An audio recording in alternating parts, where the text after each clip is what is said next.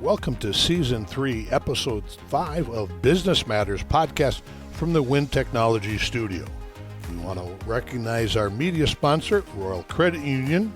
Today I have the opportunity and privilege of sitting down with Judy Clark from WEAU 13 News and talking a little bit about the behind the scenes, the role WEAU has played in this community for a very long time, and just learn a little bit more about Judy herself and everything that goes on at the TV station itself. So Judy, welcome.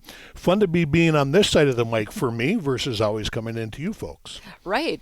This is a very strange situation to be in, to be honest. I don't always like this situation where I get to be asked the questions. But yeah, I appreciate it, though. Thank you so much for having me. And I think most of these questions are going to be pretty softball for you. Okay. So nothing outside the lanes whatsoever. So let's just kind of start off a little bit. What's the day like in a news station? I mean, I think everybody watches it and we see whether it's 10 minutes or the whole 30, but really what's the daily operation look like? Well, the thing is there are so many different jobs within the newsroom, and so it may be different for every person. But whenever, and people come in at different times of the day. So we do 2.5 hour newscast with Hello Wisconsin, 4:30 to 7. So that group it's different how they put that show together versus the noon, the 4, the 5, the 6, Sure. the 9, the 10.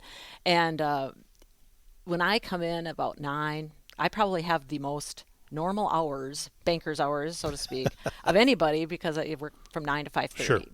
So usually producers are the ones that are really in charge of the newscast. So in terms of the content, trying to figure out what stories they're going to put in those newscasts.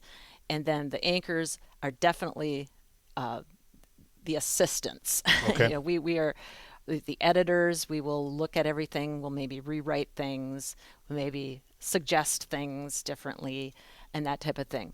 A lot of the anchors, though, also produce. So I produce the 4 o'clock newscast. We also have a 9 o'clock Fox newscast, and one of the anchors produces that as well. So that is a little different than a lot of bigger stations, which have a lot more producers, Sure. and a lot more executive producers, assistant producers, associate producers, and we only have usually one producer per newscast. Okay. So obviously, like all industries, news industry has changed over the years since you've been in it. Mm-hmm. What do you miss maybe of what you used to be able to do, but what do you also like about what's going on today? Well, the technology is incredible how much that has changed from 1990 when I first started. I mean, we had typewriters. Oh boy, and we typed on what do you call it? A mimeograph? Carbon copies. Carbon copies. Yeah. So we had 5 copies of paper stuck in the typewriter, and so everybody got a piece of that paper. We had the audio person, the graphics person, the director, the producer, and the anchor all got pieces of paper. Well, obviously that has changed tremendously since the age of the computer. But it took us a while, to be computerized there. I think it was 94 by the time we got, your basic computer system. And then, things evolved, since then. But I think technology it's crazy how much that has changed. Also, I mean, when I talk to reporters, new reporters, and talk about the old days, sure, their mouth kind of falls open. Right. Like, oh yeah, wait a minute, you didn't have the internet. So Yep. how did you learn about anything? How did you know about anything? How did you? Well, there's something called the telephone, and and the library. I mean, Yep. honestly, when I had to do a series on the Catholic Church, it was like the Vatican II anniversary was coming up, and I had to go to the library. And it was and we always called the reference desk at the library if we needed some facts on things. And that blows their mind. But also email. We didn't have email. Sure. So the phone was the biggest. That was the link to everything. Yeah, that was the link. Yeah, we had to use the phone all the time. And so you kind of miss that talking to people like that. Right. I mean, it's all email now, pretty much, and it's you kind of remove that aspect of it a little bit. I also, in the studio, we don't have people in the studio anymore. We just have it's all remote Yep. and robotic type cameras. So you kind of miss that flexibility of having an actual person behind the camera, being able to move Sure. it where you want it, when you want it, and that we lost that a little It bit. is a little scary sometimes when I come in there and the cameras are already starting turning. Yeah, and, they're on their own. It's like a remote. It's like, what's going on here? Wait a minute. Yeah, who's doing that? No, I'm not ready for this. So go back to the old days. It's not haunted, but it does look like it sometimes. So with that a little bit, I mean, when you talk about having to do your research and the speed of information today, how is that really affecting the news industry? Because you sometimes don't have time to do 8 hours of research. It's like you better figure something out in 20 minutes because everybody else is getting the headlines and they're waiting for you to maybe give some details. Yeah, I mean, it's amazing. I mean, when I first started, we are an NBC affiliate, so we had NBC News Channel is what they call it. But now we also are CNN and Yep. NBC, and Gray Television owns so many television stations that we can gather from them as well, and Okay. use what they are reporting and that type of thing. So our sources, our resources have grown, but yeah, we have to, the internet is a wonderful thing. I mean, we are able to, you have to make sure you've got the right sources. We still use the telephone though. I Sure. mean, or Okay. telephone, the phone, however you want, a cell phone. But we still use it. I mean, we have Yeah. to call people a lot every day and ask them if this is what they said, if this is what they're doing, if this Right. is what, verify information and facts, and just to be as, obviously as accurate as possible. That's the Sure. whole goal. But yeah, it's a different world in that respect. I mean, you obviously have to have know what sites you're Sure. using. Well, I think President Reagan once said, trust but verify. Exactly. And again, as fast as everything moves in the world today, we do tend to, social media tends to overreact somewhat before the truth is actually out there. So I think from your standpoint, it's make sure we're getting out what is accurate and yet on a timely basis. And right, and hold back when you Right. don't know. Yeah. I mean, it's hard for sometimes in this fast-paced information Yes. age to do that. But boy, you have to if you're not 100% and you don't know. Yeah. So you talked a little bit about it, but through the day, what stories get picked? How do you do that? I mean, what elevates to a story versus we don't have enough right now? Well, I think we start out the day with a news meeting at like 9:00 in the morning, 9:45, something like that. So at that meeting, we all kind of, whoever's there at that time, and that the assignment editor is kind of the manager of the whole newsroom. Okay. Knows, kind of has an idea with our planner, just like anybody's calendar. Sure. We have things in there. If something is happening throughout the day, that's in there that we have to cover. Today, there was already a couple court cases that a photographer had to go cover. And then if there's a ribbon cutting, we'll go to that. If something comes up in, we looking through agendas, Okay. city council, county board, a number of different communities, not just Eau Claire. Yep. But just trying to see what is out there. And then we all kind of collaborate and say, well, what's the most important thing to look at this day? Some reporters already have their in an idea of what they want to do that day, and they Okay. pitch that story. Got it. Okay. And then we all talk about it and decide, well, hold off on that today. Maybe, figure out some more information that we need on that story. Sure. And then we'll look for something else today. Sometimes Okay. it's not so easy to find something too. I mean, it is. We have some days where we're like, okay, well, What are we she's gonna sitting do? there, or a reporter is sitting there for a while, and it was, Right. going a little crazy. Like I got to get something for Right. have something for our later shows, and it happens, where they nothing comes up or Right. nothing happens. So we just all, it is a team effort, though. Okay. It really is. So take that just a little bit further because, of course, we do it a lot at the chamber. We'll send what we think is a good story. A lot of people, what would you recommend to people if they want their press conference or their event covered? How to make sure that gets highlighted in everything that's coming at you? Right. And I think it has to be compelling in some way in Okay. terms of people that it affects Mm-hmm. and the community, how it impacts the community. Um, a lot of times with businesses, it's a little unclear just because we don't want it. I mean, we have a sales department for a reason Sure. at WEAU, so Yep. the news department isn't the sales department, Right. so we really have to try to keep that There's line, a wall between you. that wall. Yep. Yeah. Yep. So if it gets to that point of, well, maybe you should buy an ad, Yeah. that kind of thing.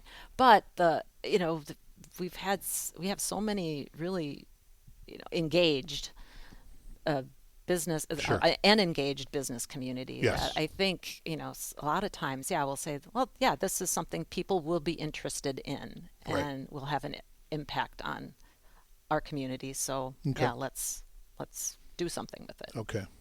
Let's talk a little bit about WAU's partnership with the community.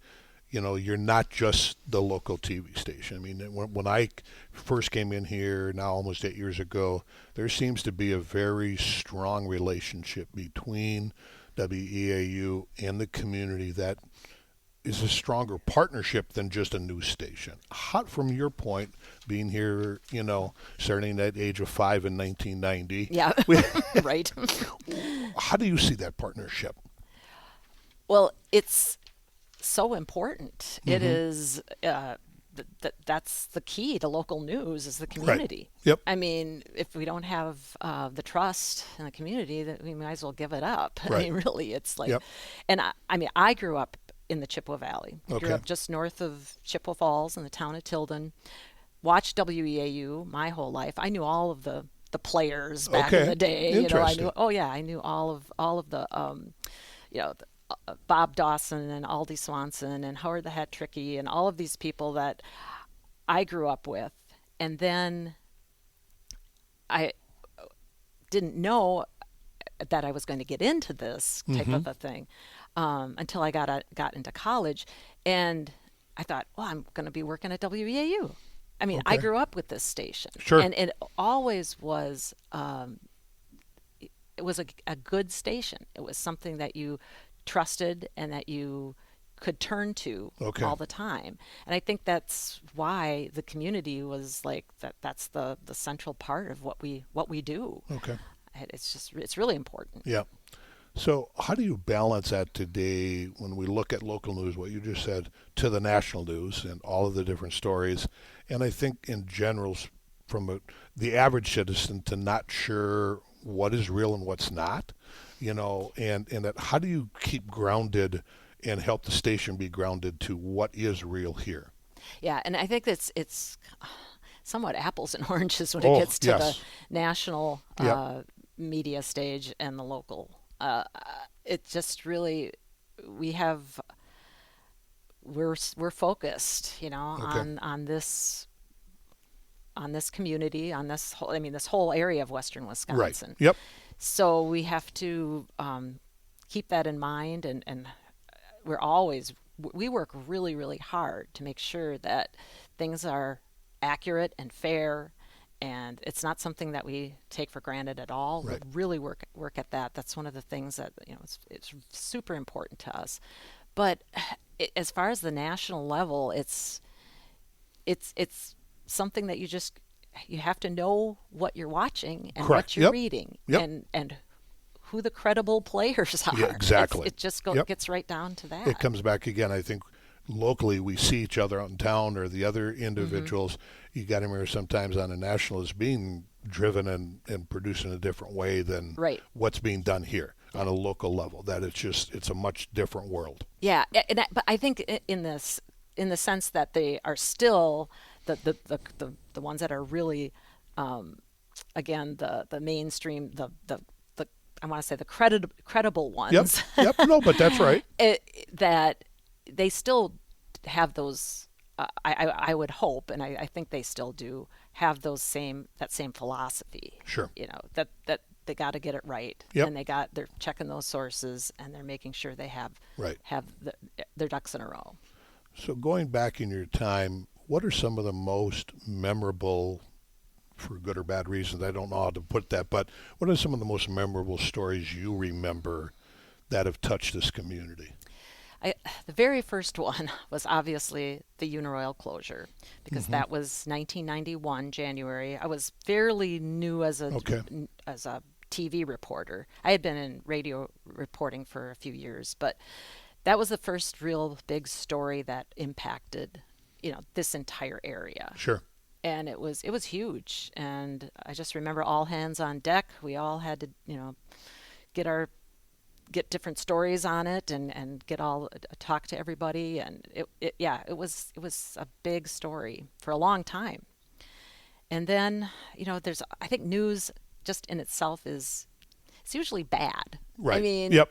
When you think about it, it's like we try really hard to have those uplifting stories and have those personal stories, but in the scheme of things, news is just right. inherently Yeah. usually bad. And I know the Chi-Hi bus crash was just devastating. Yep. In this area, and obviously 9/11, that was huge even on a national scale, but we still had to, again, all hands on deck, and Correct. nobody knew what was going on. So Yeah. it was just, very memorable in terms of that. There's been a lot of stories that just really impact you through the years that usually they're horrific and they're tragic, but there's always, and sometimes in those places people come out the other side of it, and those are really compelling stories too. Well, and again, one of the things that I would relate is, again, coming here 8 years ago or so, being able to work with you guys, not only through COVID, but HSHS closure and other things, to be, again, share what we knew at the time to be true and factual, to get that out to the community was very beneficial to the business community in the chamber. And we thank you for that, to be able to have that news outlet that we knew we could, here it is, now tell the rest of the world what's going on here. And so, again, I would just share with people, when those things happen, not to hesitate to reach out and be able to share with you or whoever to, here's what we need told. And then again, allow you to be able to do it in your way. Mm-hmm. Right. And that was obviously one of the bigger stories of my tenure there too. But that's true. It's like you need to know about something to report on it. Right. Yep. And I've said that a million times in that newsroom. And why didn't they tell us? It's not like we just know. Right. It doesn't come from the sky, and yes. a news release doesn't just drop on us, or whatever it is, or a phone call. We have to know about it. And I think it's also, now part of this, I've been doing it for 35 years, but being able to have that relationship, the reporters will call me, and they'll say, hey, we want to do a story in this, and I'm like, I can't. And they're like, well, no, I said, no, I'm telling you right now, if you come, I can't. And so for my point is, it's that two-way trust. Sure. That I try to tell them, if you can wait a day or if you can wait a week, more will be known. I can say something right now, you're going to get no comment, and that doesn't look good for anybody. It's not doing either one of us any good. So. Right. Yeah, and that's always a struggle in a newsroom, anywhere in a business or whatever, trying to figure out what to do. Right. But again, I will tell people listening that comes from developing a relationship with yourself, the other individuals on air, the news director, again, being able to have that honest conversation offline to be able to say, I can't say anything, but if you give me this, give me time, we'll get there, because I know you want the story, but we also then have to be able to talk about it in a way that complements everybody, and we're not, people get back and say, oh my God, there's something deceivious going on. No, we just can't say anything. Right. And that's the hard part at times. So it is, that is true. So you talked a little bit about your journey and maybe elaborate a little more about growing up in this region and watching the people. What was it, though, as you watched those people on WEAU growing up, what was it that triggered you at some point to say, that's what I want to do? Yeah, it's kind of weird because, like I said, I grew up with only on a dairy farm, Sure. with only two or three stations to watch, 8, 13, and then PBS at the time. And I get to college and I didn't know what to do. And I went to UW Eau Claire. Okay. And it wasn't until I had a class with Henry Lippold, a journalism professor at UW Eau Claire, where things clicked. And I said, this might be what I want to do. I wasn't sure because at the time, this was like in the early 80s. A lot of the newscasters were men. The women newscasters that I would see were more glamorous than a girl from Tilden with inch-thick glasses and permed hair. So I was like, this isn't going to work, that kind of stuff. That's what I thought. Anyway, but as I got to take classes with Henry, it was like, he is so infectious with this, this news stuff. And I had dabbled in, stuff in high school as far as writing and journalism and things like that. But this was something different. And so, yeah, it was basically his class or his classes, and starting in that, Okay. On that path. Sure. Internship at Wax Radio, and then go to and then become full-time at Wax. Okay. As a news reporter, anchor. And then, walked across the parking lot and did an interview with John Hoffland. Okay. And, it's kind of just fell into it there. I still wasn't sure about the TV thing, though. Because when we were reporting at municipal governmental meetings as radio reporters, the TV reporters were the bane of our existence. Really? Because they would come in all like, I'm in TV. Oh, okay. And yep. they would met a few of those in my life. and they had all that equipment, and they would usually come in late, and then they would usually leave early, where the TV and the radio and the newspaper reporters stayed till the end. Okay. There's those TV people again. So it was kind of funny. I always laughed about that when I got to 13. I said, I never thought I would be here with you guys. But it's such a good group of people. Yeah. I've worked with so many producers and reporters and anchors and meteorologists and sports guys, how on and on and on. But they are just phenomenal, and production people. It's just the whole thing. They're very talented. I think that's the part most people don't realize, how much it takes to put a newscast on. Right. They're a half hour usually, but... And you're trying to pack as much as you can into that whole thing, and how many people that are actually behind the scenes making that all work. Right. And a producer is usually the one that has to decide what goes into the shows. Sure. And again, like I said, it's a team. It's usually teamwork to do that, but sometimes it's like, no, let's not do that. Let's do this. And some of the shows, some of the newscasts have more national news than local, I guess. But you also have to do that balance and that type of thing. Yeah. One of the things that I chuckle about, and I call my fan club, and now my current fan club, my wife is the director of the senior center. So anytime I'm on the news, I walk in there and they are like, oh my gosh, here you go. How do you feel when you go out in public and people do approach you in a different way that gives you, they look at you as being that celebrity in some way? How do you handle that but yet keep it grounded? Yeah, and the thing is, I grew up here, and my mom was one of 13 in her family around, in the Jim Falls area. And so usually they're relatives. A cousin, second cousin. Sure. I mean, but really and they're a lot of times, they're family, but it never has bothered me at all. It's always been everybody here. I just was talking to one of the anchors yesterday about it, and she was like, "We have some of the best viewers." Yes. And we do. Yes. It's like you if you're out and about, and they, say hi or yell across the street or whatever it is, and you yell back and Yep. say hi. They're fantastic. Yeah. And I think we do. We got a great bunch of people in this area. I truly, and that's one of the things I try to get across people is vast majority of people are good. Yes. You just got to treat people with some kindness and fairness. Mm-hmm.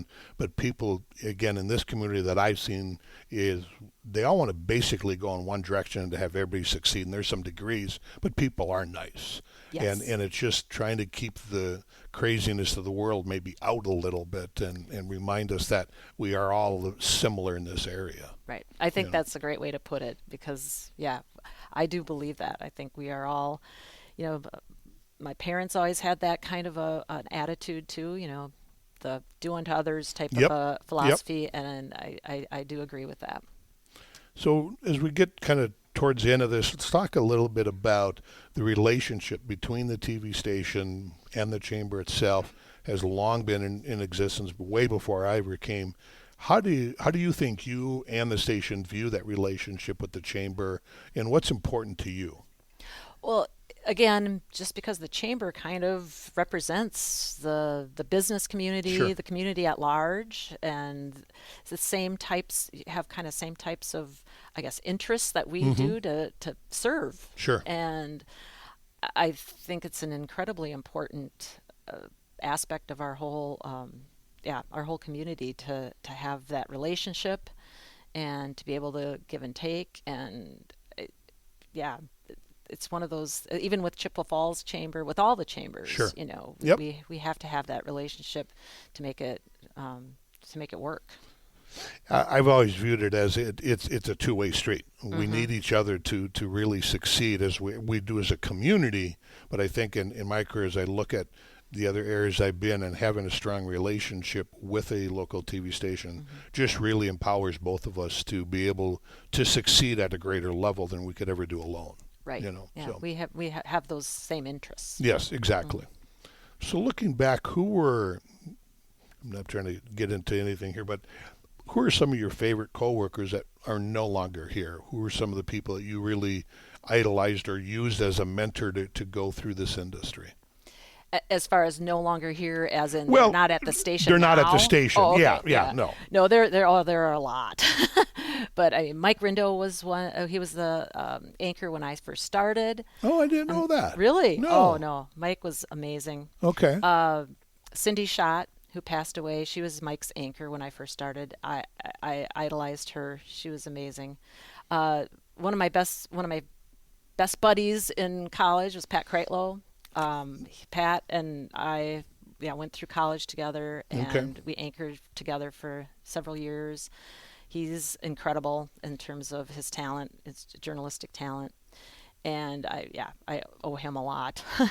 And I think everybody there's always something from everybody Sure. that I You have pick worked a little with. piece Yes, off you do. You just like, I like how they do this. I like how they do that. And I've just had some fantastic coworkers through the years. And I know I'm going to leave a million out. Bob Gallagher, obviously, my little brother, as I call him. He's amazing. Has always been there. And I also, this isn't so much of a question, more of a statement. I would like to ask this question to I see a lot of your reporters, this is a training ground where they come in, they're fresh out of college. It'd be fun, I think, as a community to reach out to some of them someday and ask them that question of what impact did you and some of the other stalwarts that have been here have on their career?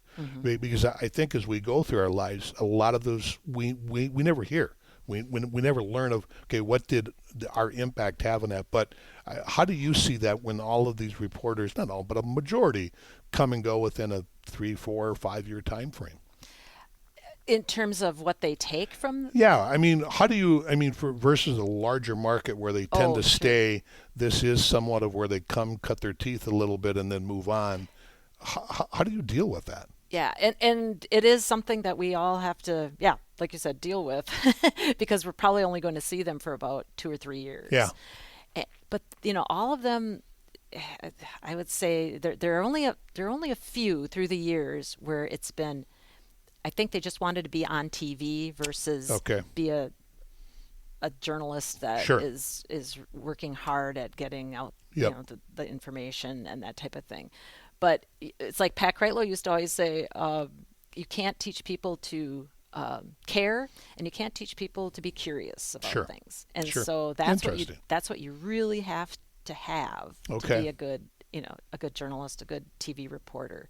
But I think they do take some things away from them when they're at 13. Sure. I mean, they know it's not an easy business. Right. It's hard. Yeah. When you first start, some people are like, wow, I didn't know it was going to be this intense. But the ones that make it, and there are a lot of them that have made it, Yeah. into bigger markets, they have always looked fondly on 13. Well, and again, I bring that up from the standpoint of simply saying I think you guys have a legacy, yourself and many of the others who've been around, to have mentored all those young adults who are sticking it out and being in the industry, but yet they learned the basics here. Mm-hmm. And again, how to care, how to be a journalist. I think sometimes people forget that part, that you are a Right. journalist. Right. That We're not you just are- on TV. Exactly. You're not just reading a script. You have a lot of input to what gets into that script and what you're saying. Yes, definitely. And I think people just sometimes don't get that part. Right. I'm surprised sometimes that well, you just read out loud, Yeah. right? Yep. But no, that's a very small part of it, actually. Yeah. So kind of starting to close this out. Any final thoughts you want to share with our listening audience today, and any thoughts you want to, something we haven't touched on? Yeah, I think just this Eau Claire Chippewa Falls community has just meant so much to me through the years, and it's very important part of my life and what we've been immersed in it. And Sure. I've been at the station for 35 years, been doing this for 40, so this type of business, I just think it's really, really a great community, great people, and it's just something that it means a lot.